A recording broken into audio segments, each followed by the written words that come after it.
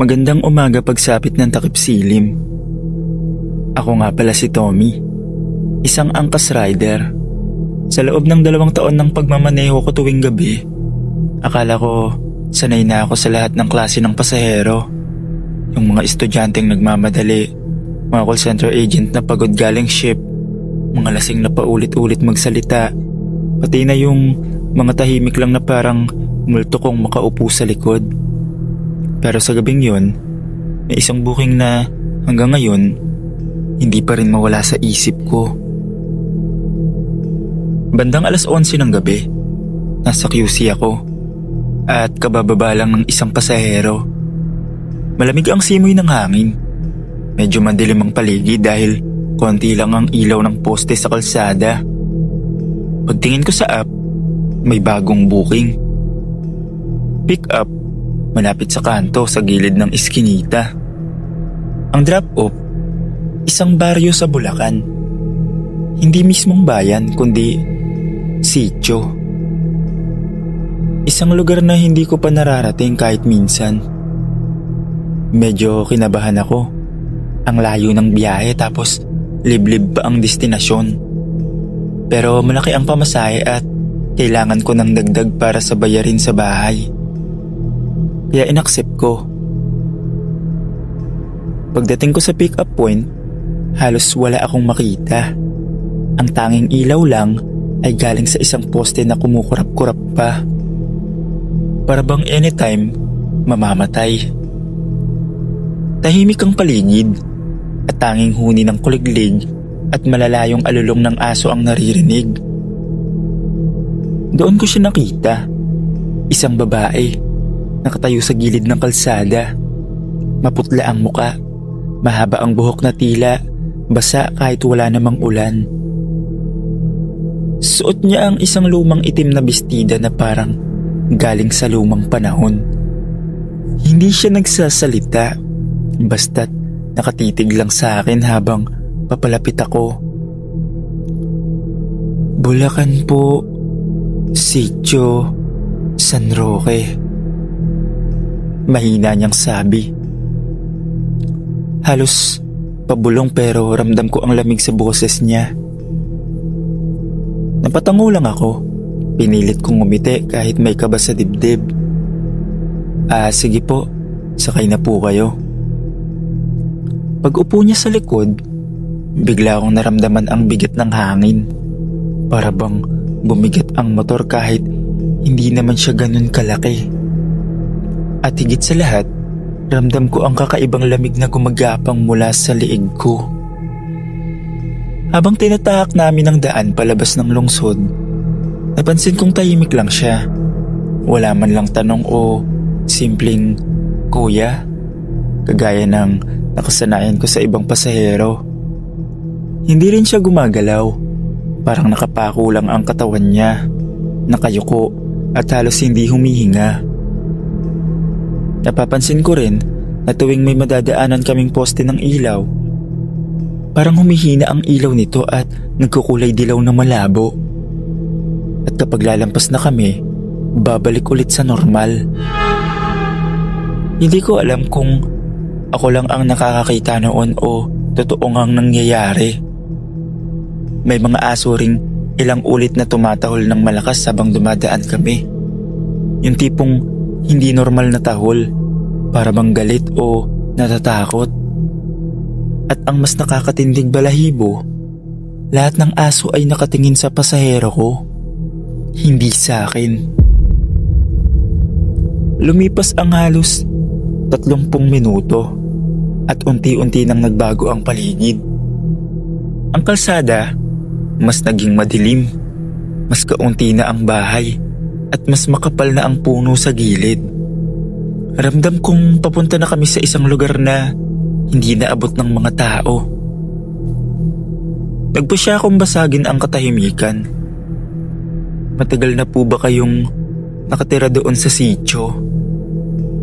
Hindi siya agad sumagot. Isang segundo ang lumipas bago ko narinig ang malamig at mahina niyang sagot. Matagal na. Doon ako tuluyang kinilabutan.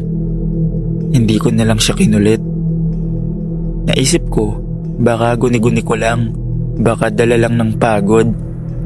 Pero habang papalapit kami ng papalapit sa destinasyon, mas lalong lumalakas ang pakiramdam kong mali ang lahat ng ito. Habang mas lumalalim ang gabi, mas naging tahimik ang daan papasok sa sitio. Walang dumadaan na ibang sasakyan, wala ring tao. Ang tanging naririnig ko lang ay ang ugong ng makina ng motor at malamig na hangin na dumadampi sa mukha ko. Pero unti-unti kong napansin na may kakaiba sa sakay ko. Una, napansin kong hindi siya humihinga. Sa likod ko, ramdam ko ang bigat niya, pero wala akong marinig man lang na paghinga. Kaya sinulyapan ko siya gamit ang side mirror. Doon ako halos kinabahan ng sobra. Ang babaeng sakay ko, hindi nakayuko gaya ng una kong inisip. Nakatingin siya diretso sa akin sa salamin. Mapupula ang mata at nakangisi ang kanyang bibig. Lumalabas ang mahaba at matutulis ng ngipin. Mabilis kong ibinalik ang tingin sa kalsada. Nanginginig ang mga kamay ko sa manibela.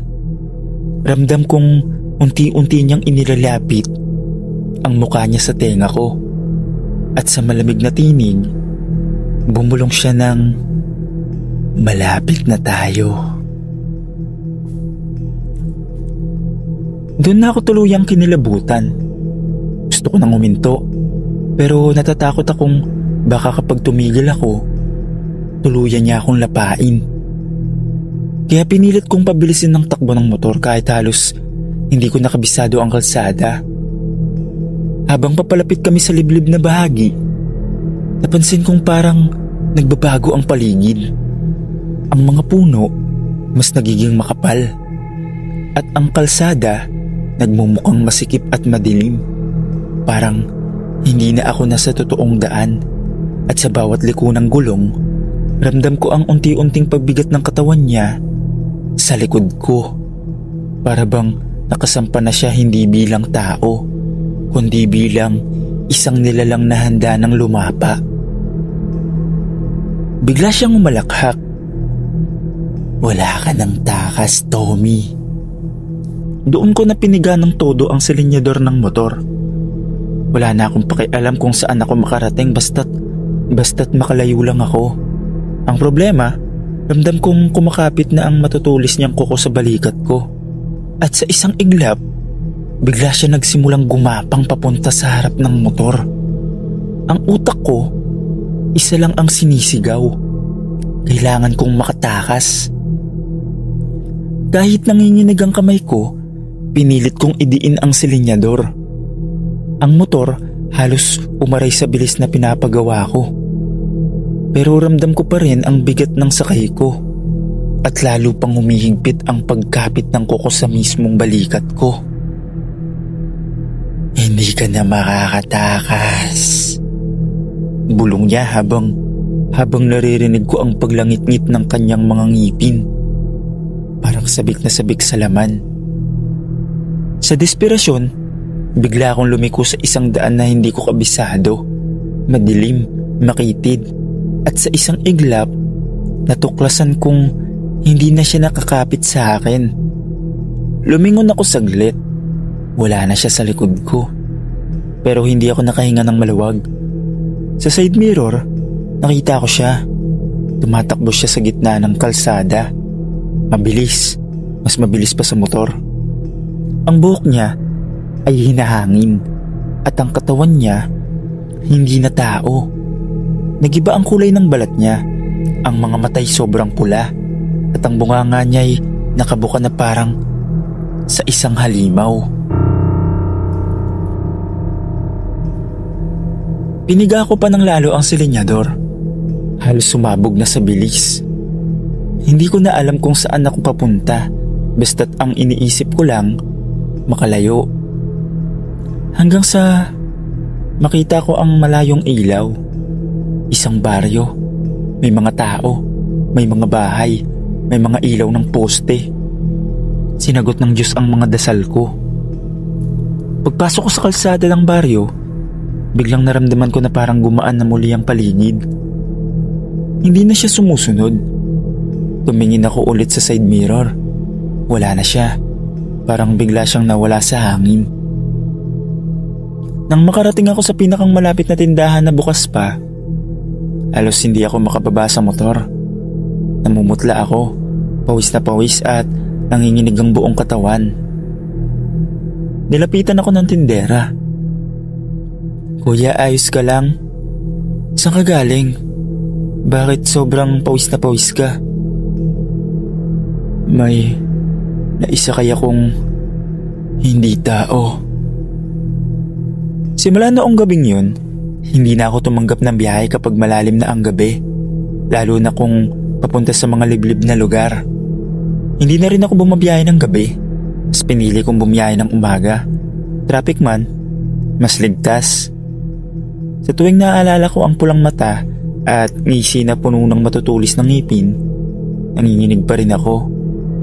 Sa ngayon, bumabiyahe pa rin naman ako, pero hindi na ako nagpapaabot ng gabi para safe at makauwi ng ligtas sa pamilya.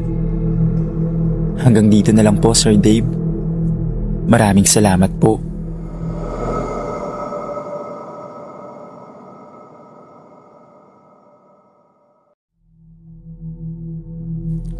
Magandang araw, Sir Dave. Ako nga po pala si Belle, isang hotel staff. Sanay na ako sa late shift dahil madalas akong umuwi ng hating gabi kapag nagkataong ako ang closing duty. Nakakapagod pero kailangan. Noong gabing yon, 12:00 na. Kagagaling ko lang sa trabaho at gusto ko nang makauwi sa bahay. Tahimik ang paligid sa labas ng hotel at ramdam ko ang bigat ng gabi. Mas malamig pa kaysa sa karaniwan. Mas madilim kaysa sa nakasanayan. Nag-book ako ng angkas. Mabuti na lang at may agad na tumanggap. Sa app, nakita kong pangalan ng rider ay Ronel. Pagdating niya, nakaitim siyang jacket at naka-full-faced helmet. Mabait naman siya at agad akong tinanong, "Ma'am Belle po, sa Bulacan kayo, tama? Medyo malayo pero tara na, sakay na po kayo." Sumakay na ako sa likod ng motor niya. Habang umaandar kami palabas ng Quezon City papunta sa highway, medyo nakaramdam na ako ng ginhawa. Ang ugong ng motor, ang malamig na simoy ng hangin, at ang excitement na makauwi. Parang normal na biyahe lang. Pero pagkalipas ng halos 30 minuto, may napansin akong kakaiba. Sa gilid ng kalsada, may isang lumang bahay na dinadaanan namin.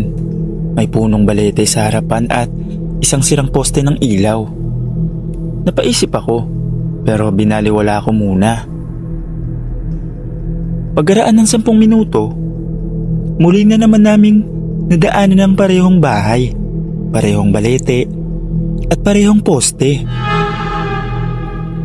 Nagtaka ako. Akala ko na malikmata lang ako. Pero nang pangatlong beses na naming madaanan yun, kinabahan na ako. "Kuya, bakit parang pabalik-balik tayo dito?" Mahina kong tanong. Hindi agad sumagot yung angkas rider. Pagkaraan ng ilang segundo, marahan siyang bumuntong hininga. "Napapansin mo rin pala?" Habang tumatagal ang biyahe, mas lalo akong kinakabahan. Halos 1 oras na ang lumipas pero bakit parang wala pa rin kaming nararating. Dapat ay malapit na kami sa highway papuntang Bulacan, pero paulit-ulit lang ang nadadaanan namin. Muli naming nadaanan ang parehong lumang bahay, ang parehong punong balete, at ang parehong sirang poste ng ilaw. Ang mas nakakatindig balahibo, habang dumaraan kami, ramdam kong may mga matang nakatingin mula sa dilim ng bintana ng bahay. "Kuya, parang nililigaw tayo." Bulong ko, nanginginig ang boses. Si Kuya Ronel, halatang kinakabahan na rin. Pinilit niyang wag ipakita pero ramdam ko ang panginginig ng kanyang kamay sa manibela. Kanina pa ako lumilis ng ruta. Pero bakit dito pa rin tayo bumabalik? Sagot niya, halatang kabado. Biglang lumamig yung hangin. Ang mga aso sa malalayong bahay nagtatahulan. Lahat nakatingin sa parehong direksyon, sa mismong pulo ng balete. Biglang nag-brown out ang mga poste. Ang natira lang na liwanag ay ang headlight ng motor. At doon, sa gilid ng balete, parang may mga anino na dumadaan. Minsan mabilis, minsan mabagal, pero walang malinaw na hugis. Kuya, baka nilalaro tayo ng engkanto. Alam ko, may paraan para makaalis dito. Narinig ko na dati, kailangan daw baliktarin ang damit. Nagulat ako. Hindi ako naniniwala sa mga ganun noon. Pero sa sitwasyon namin, wala na akong pakialam kung pamahiin man yun o hindi. Agad kong hinubad ang jacket at sinuot ng baliktad. Ganon din ang ginawa ni Kuya Ronel. Binaliktad niya ang suot niyang t-shirt sa ilalim ng jacket. Pagbalik namin sa motor, halos sabay naming naramdaman ng biglang pagbabago. Yung bigat ng hangin, unti-unting nawala. Yung sobrang lamig, bumalik sa normal. At pag-andar namin, sa wakas, ibang kalsada na ang nadaanan namin. Hindi na yung paulit-ulit na bahay, poste at balete. Pagkaraan ng ilang minuto, nakita na namin ang ilaw ng highway, mga dumadaang sasakyan, malalayong busina at mga taong naglalakad. Para kaming nabunutan ng tinik sa dibdib. Pagdating namin sa 24/7 convenience store, huminto muna si Kuya Ronel para magpahinga. Pareho kaming tahimik, parehong hindi makapaniwala sa nangyari. Salamat sa presence of mind mo, Bel. Kung hindi natin naalala yung pamahiin, baka hanggang ngayon, paikot-ikot pa rin tayo doon. Tumango lang ako. Sa isip ko, tama nga ang sabi ng matatanda. May mga bagay na hindi kayang ipaliwanag ng lohika. At minsan, ang tanging sandata mo lang ay paniniwala at dasal. Naihatid naman ako ng ligtas ni Kuya Ronel sa bahay. At matapos yon, naging magkaibigan na kami. Hanggang dito na lang po, Sir Dave. Maraming salamat po.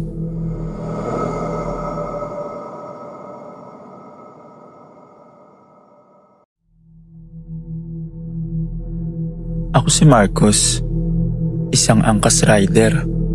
Sanay na akong magmaneho kahit 10 oras ng gabi.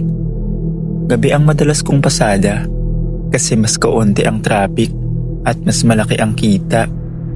Pero minsan, may mga gabing natatakot ako. Noong isang linggo, bandang 12:00 ng hating gabi, nakatambay ako malapit sa isang kalsadang tahimik at madilim. Biglang pumasok ang isang booking. Ang pick-up sa may lumang waiting shed malapit sa sementeryo. Ang drop-off, isang subdivision sa bandang Bulacan. Medyo nagdadalawang isip ako, pero dahil malaki ang bayad, tinanggap ko. Pagdating ko sa waiting shed, may nakita akong babae.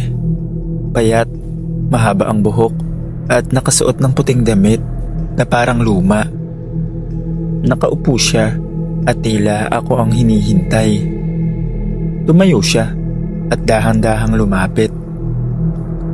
Kuya, Bulacan po, mahina niyang sabi.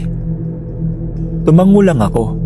Kahit medyo kakaiba ang itsura niya, inisip ko baka galing lang siya sa trabaho o sa event. Sumakay siya sa likod at agad kong naramdaman ang lamig ng hangin na dumampi sa katawan ko. Habang umaandar kami, napansin kong tahimik lang siya.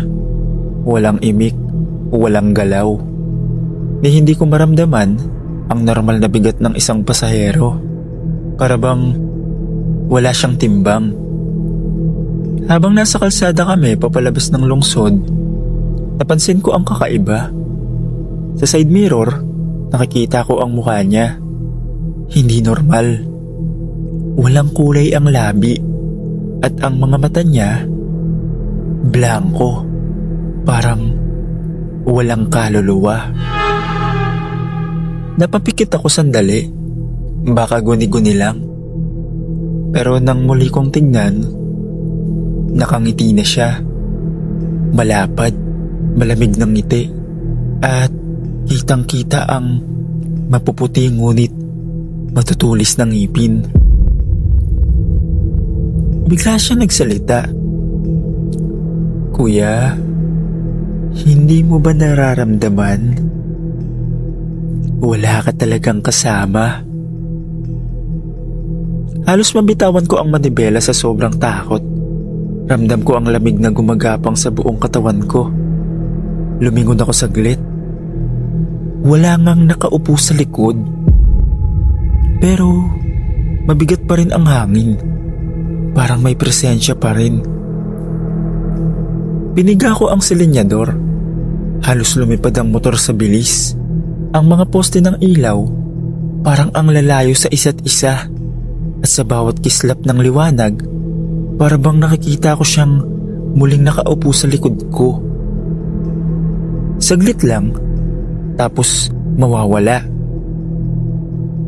Nang makarating ako sa mismong drop-off location, huminto ako at tumingin sa app.